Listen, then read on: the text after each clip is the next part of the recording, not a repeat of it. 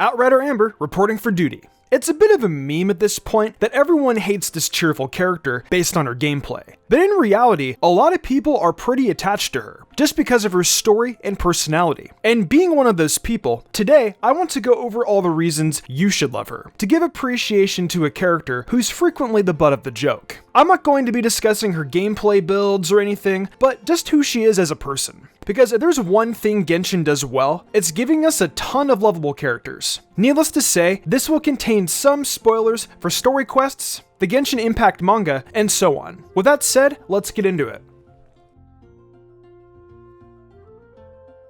In terms of her backstory, Amber's begins in childhood. She grew up with her grandfather, a Liyue mercenary who ended up settling down in Mondstadt. When a job went horribly wrong, he was the only survivor, saved by a doctor from the Knights of Favonius. And in his gratitude, he decided not to return to Liyue. Instead, he joined the Knights himself and founded the Outrider branch of the Ordo Favonius. At the same time, he fell in love, and eventually, his granddaughter Amber was born. Amber used to watch her grandfather training the Outriders in secret, waiting until night to practice the moves by herself. One day, her grandfather saw her, and impressed by her hardworking attitude, he began training her too. Then, about 4 years before the present day, he disappeared without telling anyone where he was going. Without him, the Outriders lost their steam and became disbanded. Only Amber was allowed to keep her title, leaving her the last remaining Outrider. It's a title she carries with pride, and as an Outrider, she's the first Knight of Favonius we as the Traveler meet in game. As a side note, there's a message on a bulletin board in Qingce Village that sounds like it could be about the missing grandfather. It reads, "An old friend came back to the village yesterday. We hadn't seen each other in 50 years. But when I saw the way he flew in his wind glider, I knew it had to be him."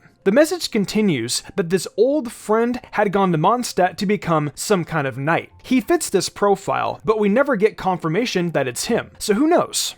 So, when we do first meet Amber, she starts out suspicious because we're a stranger. But very quickly, she turns to helping us reach Mondstadt to protect us from danger. And as soon as she hears the Traveler is looking for a missing sibling, she offers to put up posters around the city. That points to the biggest factor in her personality to love, and that's her kindness and compassion. In spite of the fact that she's been trained to be cautious around letting strangers get too close to the city, it doesn't take her long to show that kindness. And that's what we see from her continuously from then on. Once again, looking at the manga, Amber was also the only person who tried to help Collei. Going totally opposite to everyone else, Amber decided right away that Collei was someone in need of protection, and took the young girl under her wing. This friendship is an important part of the manga plot, so I won't say too much in case you haven't read it. But Amber really shows her compassionate heart, defending Collei against Kaya and doing everything she could to help her find what she was looking for. She even took her to a festival to try and cheer her up,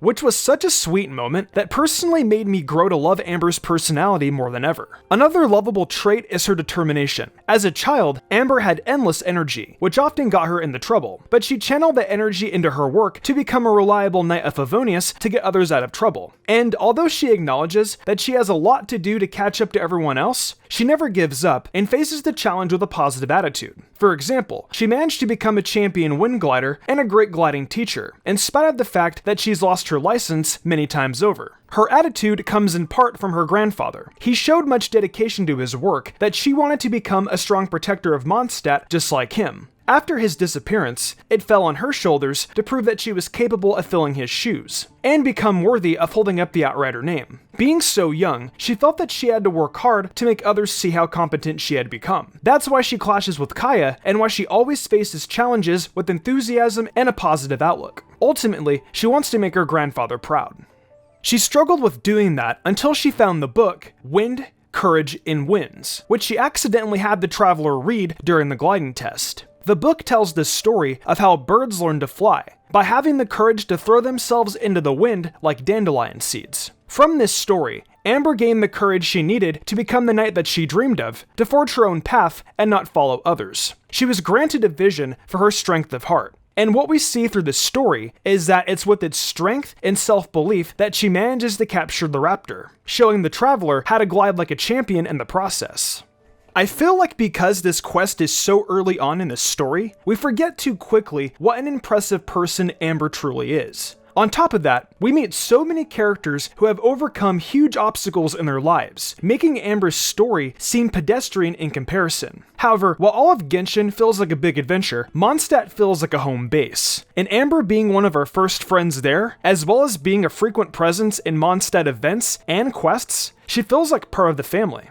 Overall, I'd say Amber feels like a sister, and she's designed almost like a shonen side character, giving her a sense of familiarity. She's bright and cheerful, but pretty clumsy and bad at cooking. She's good at adventuring and enjoys camping, spending long periods away from home at a time, and coming back into Mondstadt when she could add flavor to his story. She challenges the protagonist, the traveler, to competitions like gliding and hunting, and through her, we learn new skills and get a better picture of the world. She can be naive at times, such as when she believed Coley said she wanted to help a friend, when she was talking about herself. But this trusting nature, along with her humility and drive to be better, makes her someone we can get attached to very easily. She's positive of those she cares about, even saying she wants to help Klee avoid confinement. If Jean is everyone's big sister, Amber is the positive and fun-loving sister. While the attention she gets from the Genshin fandom is either her gameplay or her cute bunny-inspired design, it's her personality and relationships with our Mondstadt family where she really shines. And that's where I think she's underappreciated.